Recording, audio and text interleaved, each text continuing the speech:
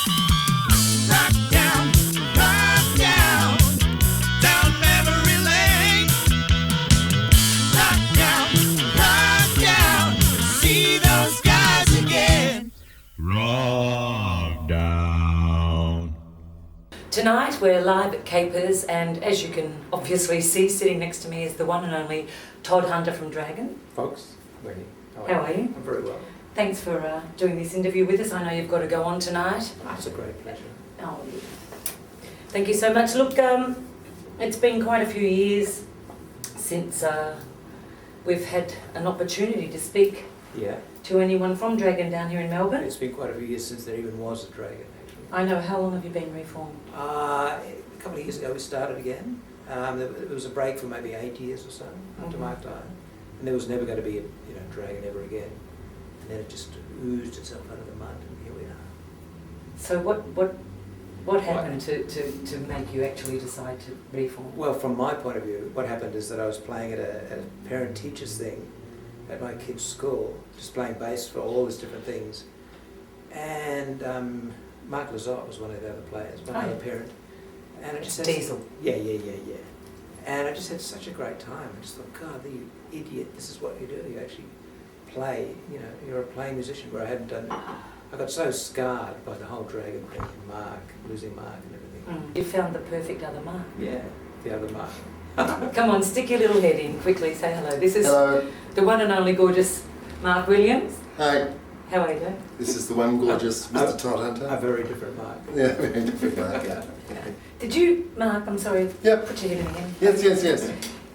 Did you find the idea daunting?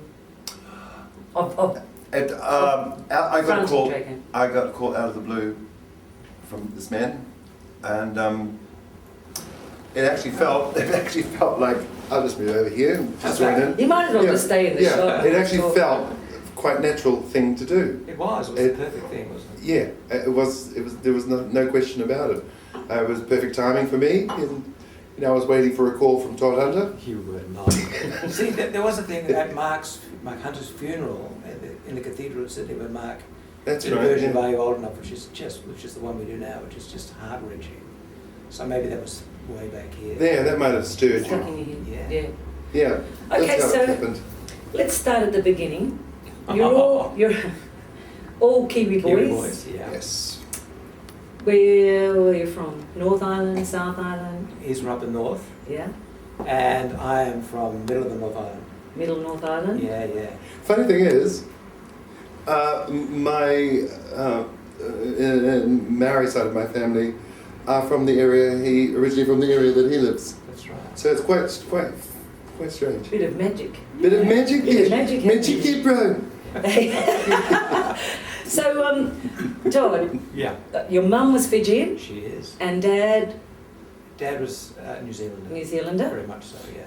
and you were born in the mid of the right. North Island. Yeah. We grew up in the middle of the North Island. How many kids? 4 boys. 4 boys. Yeah. No girls. No girls. Was one of your parents musical? I mean, the funny thing is, most Maori people are just musical. Yeah, absolutely. It's everywhere. What happened in our family was there was a division. On the Fijian side, everyone was singing and playing guitars and piano, and instantly someone would start singing, doing the dishes, and then there'd be like 4 harmonies, going straight away. So my dad, who was a very sort of Irish, Scottish, Oh, was he? and was very mathematical, thought, right, to hell with this. I'm going to show these guys, and he went out and bought a truckload of instruments, and we had a family band. And he was completely tone deaf, and he taught himself to play saxophone by mathematics. Here it goes, there's the interval, so we had this horrible family band. How was he? Was it shocking? Yeah, it was terrible. Did you tell him? No. Did you actually do gigs? Yeah, we played at church halls and all sorts of stuff. Oh, wow. And Mark would be fluttering away on the drums, I'd be playing guitar. Stu would be playing the sax. My mother plays a boogie-woogie sort of stride piano. Mark and I would look at each other, and he'd give me one of those bloody Mark, this is shit. One day we'll get in a real band, maybe. But it never happened.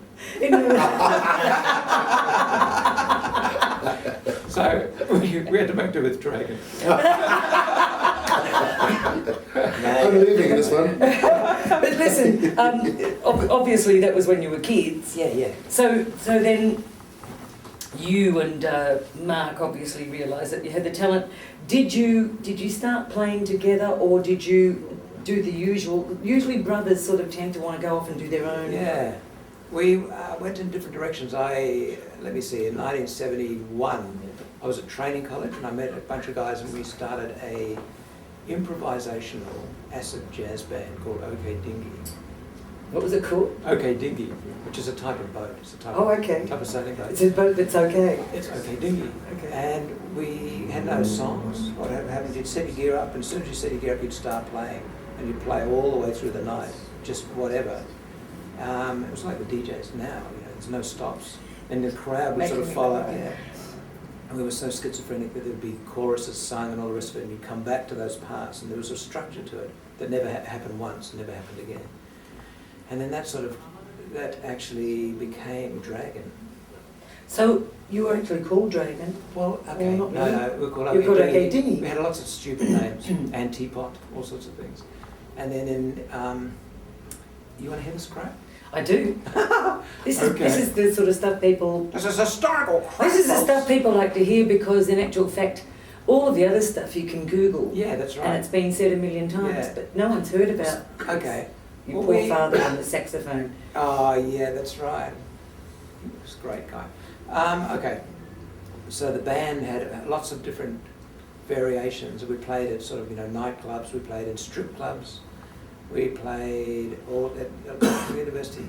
In about 1973, we were an unnamed band playing at Mount Maunganui in a seaside hall, right, at Christmas time. And we thought, we've got to find a real name, because we were booked to play at New Zealand's first rock festival, the Great Narrawahia Rock Festival, in a couple of weeks' time.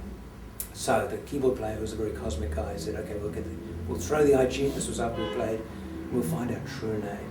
So he gets the coins and he throws them and he opens the book. He says, there it is, there's our name, like the letters are burning off the page, and I go, Heaven, what a fucking great name. And he goes, no, you idiot, Dragon. And there it was. Well, but what? What stuck out to me was Heaven. I thought, well, that's a great name for a band. But where was the dragon? There was something about the dragon rises from the east. And as he said dragon, this huge bolt of lightning just came in that, bang, and all the lights went out. Are you serious? Are you going stop or what? No. This way. That is absolute. And so he's just set the That's tone magic. for the whole bloody catastrophe. So you knew that had to be the name. Yeah, that's right. We were doomed from that moment on. Cut it out. We're going to take a short break. I'm going to smack this one, and we'll be you're back shortly. Wrokdown. Welcome back to Wrokdown. I'm here at Capers, and my special guest is Todd Hunter from Dragon. And I do apologise for slouching. It's apparently Evidently. posture. That's right. Posture.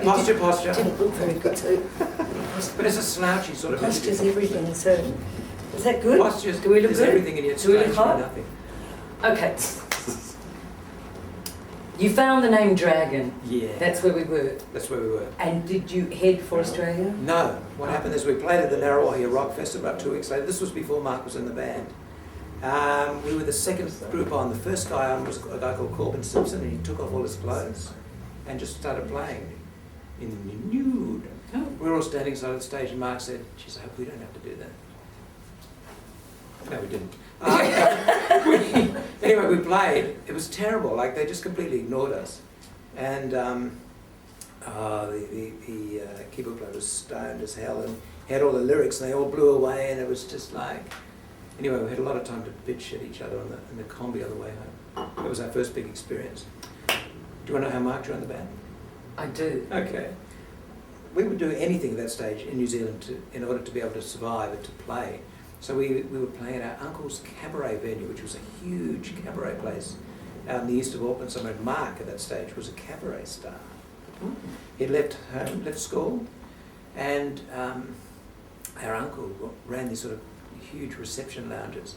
So Mark was driving a pink Mercedes. He was singing. He was brilliant. He was like a 45-year-old crooner. I think you can even Google him, and there's somebody, he's had the suits and the whole thing. It was very suave, and he loved that sort of music. Anyway, he came in from the next door. He was playing next door, and he came to sing a few songs with us. And that night we were playing for about 1,000 really pissed off dock workers. They were really tough, and it was their sort of annual conference. And we were, I don't know what we were playing, but it was horrible. And Mark came in to sing a few songs. And so he started singing, we were doing these songs, and as he gauged the mood in the room, which was really ugly, he started acting more and more sort of gay, camp, and sort of fey. You know? And you were dying. Were you scared? I just thought we're just going to get killed here, and that's, you know, this was my life, and well, let's be nice. And so, you know, by the last song, he was sitting in the front row on this guy's lap, the ugliest, toughest guy, kicking his legs up and singing like Marlene Dietrich, you know. And I bet the guy they loved it. The whole crowd just loved it. And we thought, this guy is so crazy, we've got to get him in the band. See, and he was in from there on. I always say that there's something weird about the way footballers like to put on tutus. Call me mad. No. What do you think? Do you think there's something weird going I don't know on with the many tough footballers. boys? Well, yeah, no, there is, but that's an English thing too, isn't it? It's a very old tradition of dressing up and sort of. But Mark was, yeah, it wasn't. It's funny. It was completely un-gay. It was just like, but it was the thing that he seized on to piss them off, you know. But he, even coming to Australia, as I was saying to you, or talking to you before we started interviewing, the first time I saw you guys, yeah, I was in a place called Port Macquarie, and I'd been overseas, living overseas for a while, and I'd not really seen a lot of you. And what struck me was that I'm saying Mark, but in actual fact, I think you have a lot to do with it. Because I think big brothers pull the strings. Actually, he was the cheekiest. He was the cheekiest person I'd ever seen on stage. He was who fearless. Actually said certain things and got away with it with the audience. Yeah, we'd have a fantastic night, and right at the end, he'd say, as he's walking off stage, "Thank you, it's been murder." You know, or something, just to slap them across the face. Or worse, which we can't say on this. But, okay, so you came to Australia. Yeah. You, Mark, who came over? Mark, me, Ray Goodwin, Robert Taylor, and Neil Story, the drummer. Yep. Who else? I can't remember back that fast. But You didn't have Paul with you then? No, we didn't. At that stage we were playing sort of Lou Reed songs and some more Little Feat type things, more guitar-based things.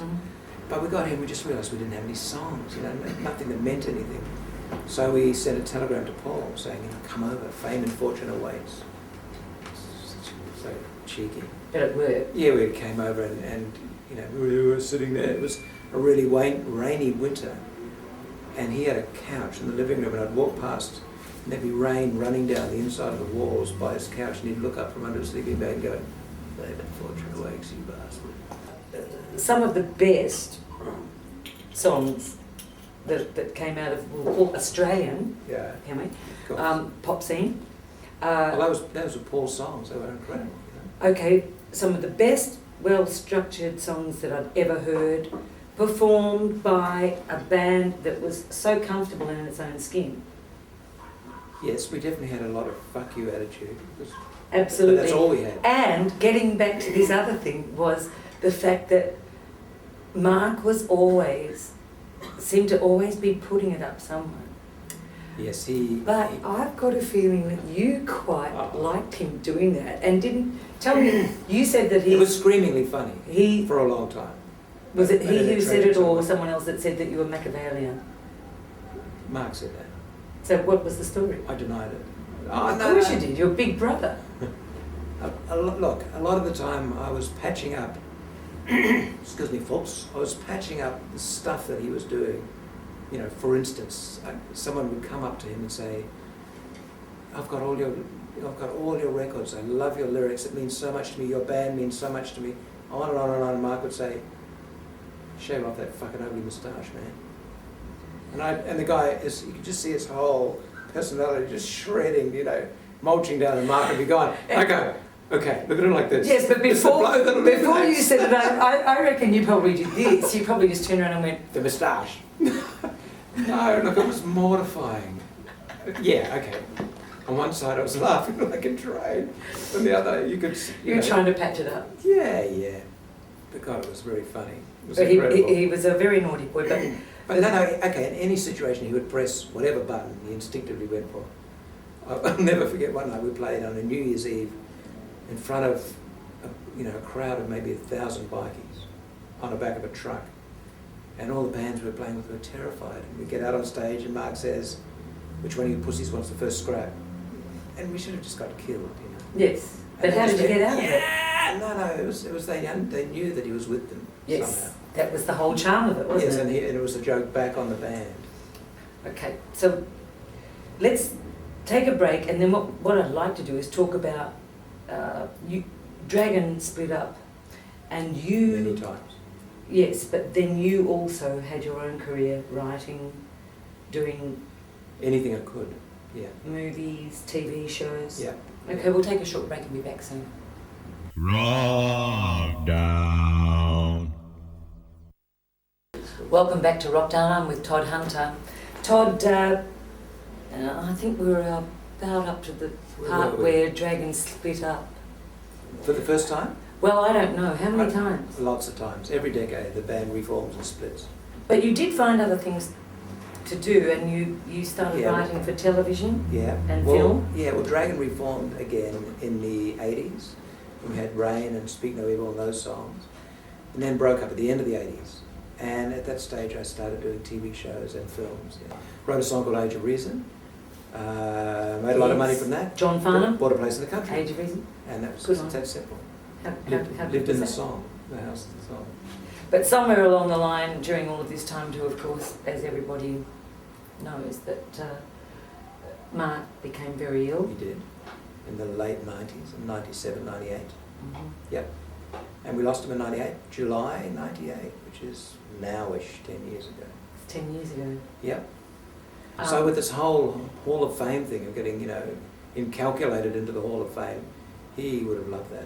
Oh, he would have loved Yeah, he would have. He can you see imagine He the can sort of- see it. I had to do the speech. Can you imagine what he would have said? He has children, doesn't He he? does, they were there. The thing is, I'm getting a bit philosophical here. Yeah, We never go, you see, because our children are our little seeds. indeed. So that... Yeah, I know that whole next generation. Isabella is Mark's daughter, is an incredible singer. She's got that whole charisma and everything. How old is she? 18, 19, 20. Oh, there you go. We'll be hearing from her. Yes. With Uncle Very Todd? soon. No. No? Different thing altogether. Oh, Different really? generation. Yeah, of course. Okay. Yeah. But yes, it all carries on. It's great to see. It is wonderful. I actually do believe that. I think we all leave our little seeds. Yeah. Some people more than others. Well, Mark more than others. No, really, we are constantly having new members of our family turn up. Stop it! I'm not kidding. And they ring my mum and they say, I just found out I'm Mark's child. She goes, great, come see me. And they walk in and there's guys that just look exactly like Mark and it's like, hey, where you been? Oh, serious? Yeah, and they just become part of the family. Oh, from there that's on. so gorgeous. It's great. I'll move over. Yeah. Posture. It's all about posture. Bruce, could we have a short interpretive dance here? Could you please introduce the boys? Oh, look at those! Look at Look at the boots, look at the boots. Oh, look, see, we can see the boot. Very good. Melbourne. We can't see your head though, darling. Well, Move your head in. the boot head is important. Move your head right in. Okay, There you go. yeah. There we go. Now, All can right. you introduce the boys? Okay. Because we've met Mark, and everyone knows Mark, the wonderful Mark. This is Pete Drummond, Pedro, the baby of the group. An incredible drummer. Does everything. Mr. Bruce Reed from Canada, guitar slinger. And so this current band is so great to play with. It's just a complete joy. But you have a good dinner coming, and you have a Yes. fabulous single that we've filmed, and it's called... Called Find My Way Home. And it's the first of a whole bunch of new songs that we're doing. So we're going to leave you with Dragon and the song called Find My Way Home. Indeed. Good night. It's been great. Thank you, folks. Bye-bye.